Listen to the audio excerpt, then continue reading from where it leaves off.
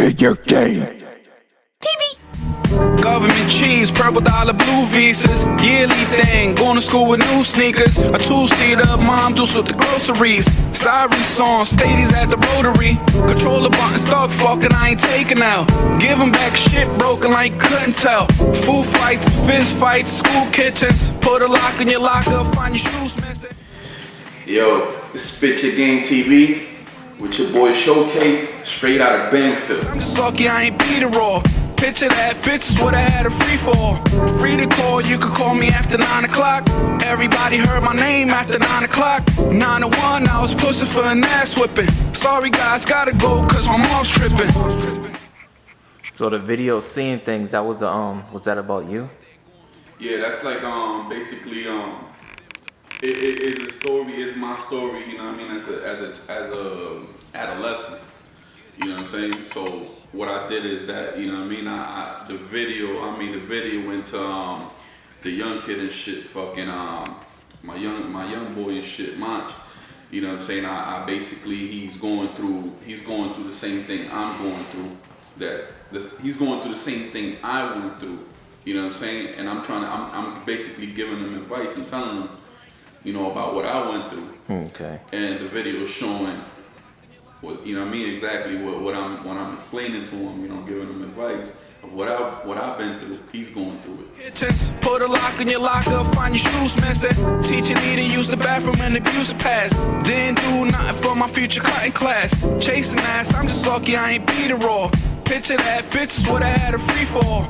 The other people, you had like a lot of people in your video Seeing Things. Who were the other people that were in there? These are my people. They from you know, Franklin Street. I also had people come in, you know what I mean, real close friends of mine, you know what I'm saying? So, you know, everybody get along for the love, you know what I mean? Okay. For the love and support. I seen you had mentioned Franklin Street in the song. Is that where you grew up at? Yeah. How was it growing up out in Franklin Street? It's the hood, you know, everybody's pretty sure, fuck it, you got kids now, you know what I mean, or even my age, you know what I mean, and they grandparents done probably went through that street, you know what I mean, and they done they share of, you know what I mean, you know, they share fuckery out there. You had one part where you was sleeping on the floor in the video. How was that experience? That was a tough moment, getting kicked out of my mother's house, you know what I mean? My mother, you know, I was just messing around, you know, being a kid, being an adolescent out there, you know, my mother didn't agree with none of that. She was real strict, so she kicked me out, you know what I mean? So I had to do what I gotta do, you know? Find a warm place, you know what I mean? Sleep on the hallway. So seeing how things went back then, would you have found a better way, knowing what you know now? I'm glad I went through all that. You know what I'm saying? That all them struggles made me who I am now. You know what I mean? Like, it's just, you know, I don't know. I never want to say never, that I'm never gonna go through a tough situation ever again.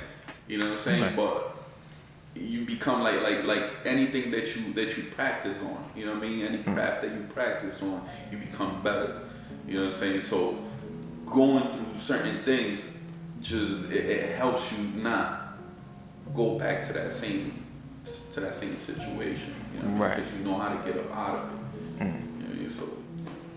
So how's your relationship with your mom right now? Best friends. I help her out, you know what I mean, everything, you know, she basically got custody of my daughter. You know what I mean? So, you know, on that No Love Lost video, you know, when you see my daughter running out the door, you know, she was with my mother. So, you know, easy access for me to, you know, Okay. my mother's she's my best friend, you know what I mean? She gonna look out for me. So what was the influence behind your other video that you got out right now? No Love Lost? Yeah, No Love Lost. That was that's basically, you know what I mean, you know, the lyrics is basically an argument between me and my baby mom. You know what I'm saying? What is this?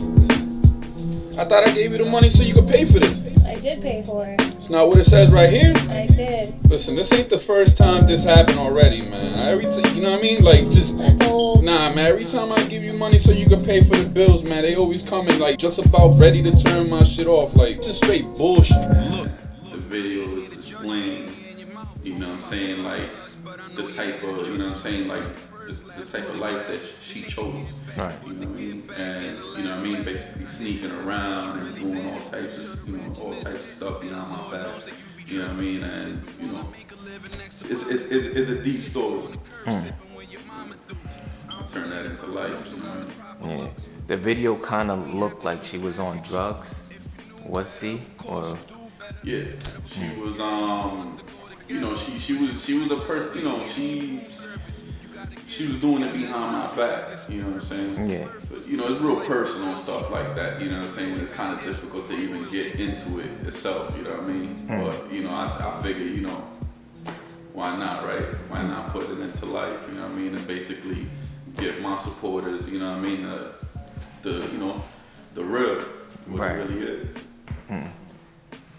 So why does your mom have custody of your daughter? Because of my baby moms and her drug issues. You know what I mean? So that no love lost with it. That's real. That's real shit. How long did it take you to write that? I don't know. Maybe I don't know. My writing process is you know what I mean. It goes from an hour to maybe a few weeks. So it's kind of random. Yeah. What will be your new projects that you're working on right now? Currently working on Heroin Epidemic 2, the re-up, which is basically the second part of Heroin Epidemic, which is out right now on that PIF. I also got hard copies, you know what I'm saying? So you hit me up for that. Okay, so you was telling me you work with Shadow. How'd you meet up with Shadow? I actually was looking for a videographer, you know what I'm saying, and I did my little research and stuff like that, and I had this girl Asia, I forgot her artist name, but a lot of people know her as Asia. She hit me up. She was like, "Yo," she had did a video with Shadow. Yeah. And she was like, "Yo, hit my peoples up, this and that." So she helped me out with that, and I was like, I'm gonna hit him up. I'm gonna check it. I'm gonna do my research first, anyways. I'm gonna see what he working with. So when I seen his videos that he did it himself, because he works with Swartz, KJ Swartz, and you know what I'm saying, that when I seen the videos, I was like, yeah, that's the guy. That's the guy I need, man. He had the quality, and then when when I asked him for the price, you know what I mean? 200 a video, you can't beat that. So that's for everybody out there looking for a videographer, you know what I'm saying? And you got, you know what I'm saying? You low on funds and you still want to look good, hit up Shadow. Alright, that's what's up. So how long you been out here doing music? I've been around for a long time since I was a kid. I've been around different, I've been influenced and been around different artists, you know what I mean, out here in Springfield, you know what I'm saying, Spit Flames and, other people, you know what I mean, that they've been doing this for forever. So, as a young kid, you know what I mean, I basically picked it up. That's how I picked it up. But, I mean, maybe I'd say about 2 years ago, you know what I mean, I started getting serious with it. I happened to be on the run, you know what I mean, I was on the run from the boys and shit, and I basically was I was just looking for any little thing to, you know what I mean, you wouldn't see me That occupy your time? Yeah, occupy my time, you know what I mean, because I was always locked in, you know what I mean, I couldn't be seen in the streets and stuff like that, you know what I mean. So I had to do something, and that's how I ended up. I was like, you know what? I'm just start getting serious with this shit. You know what I mean? And I'm gonna do as much as I can for now. Alright. So is that situation settled, or? Yeah, it was settled.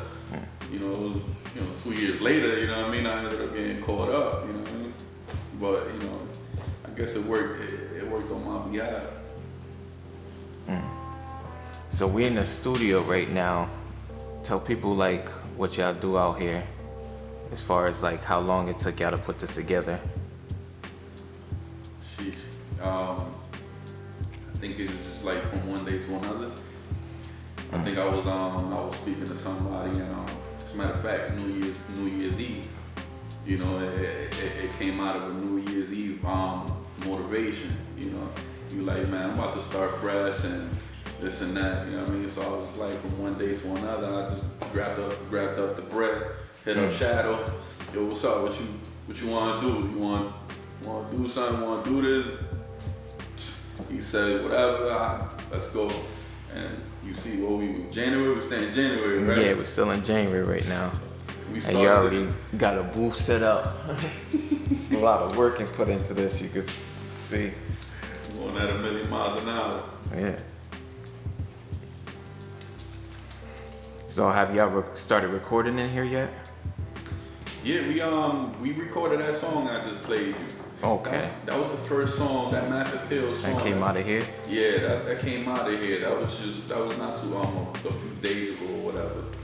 And I just did a little promo video last night. You know what I'm saying? I don't know if you've seen that, but I got this other song and shit that is called Timepiece.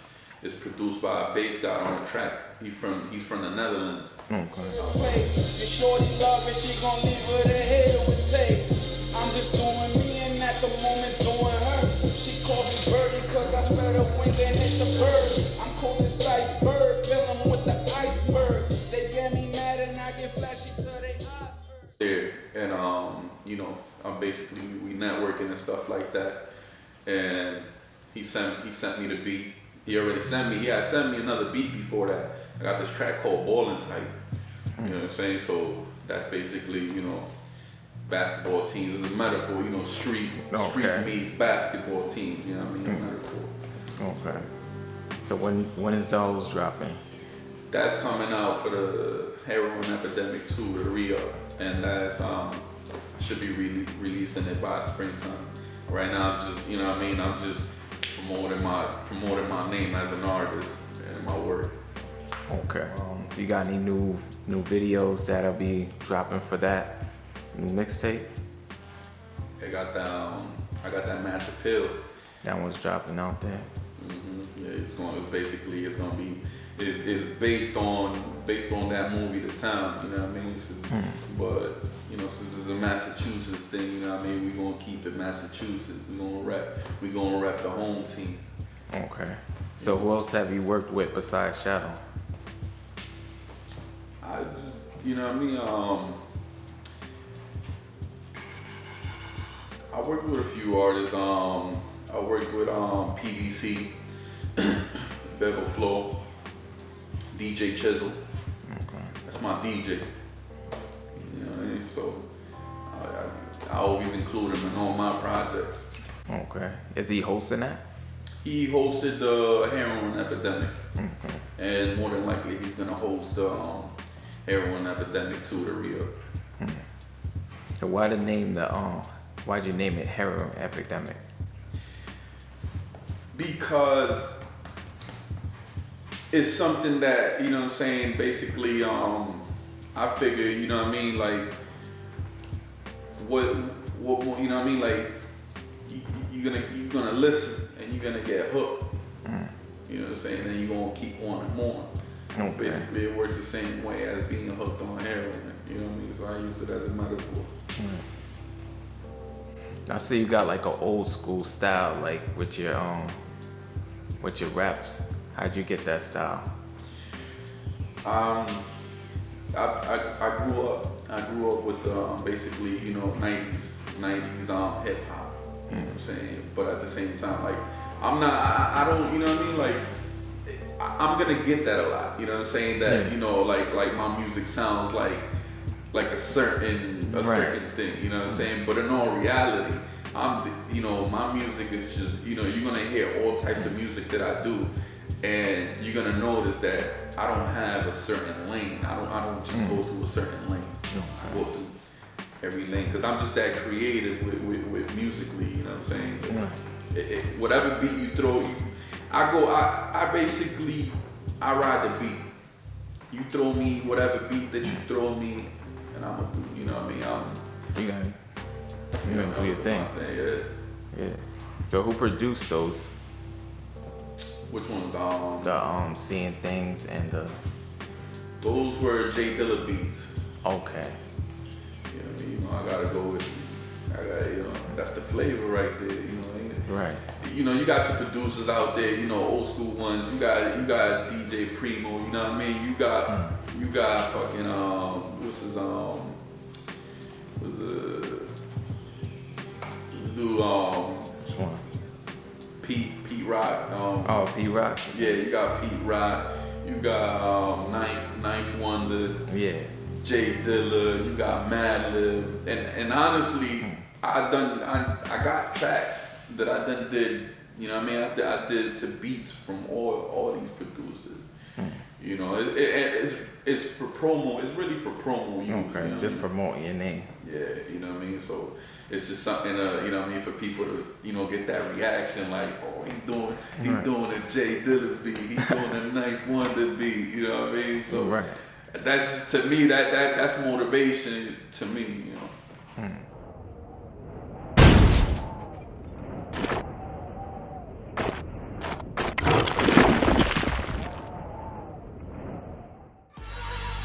And plus, life experiences also definitely shape the kind of rapper you are. I think that's true for anybody. No. So you recently dropped a new project out there. Can you tell us about that?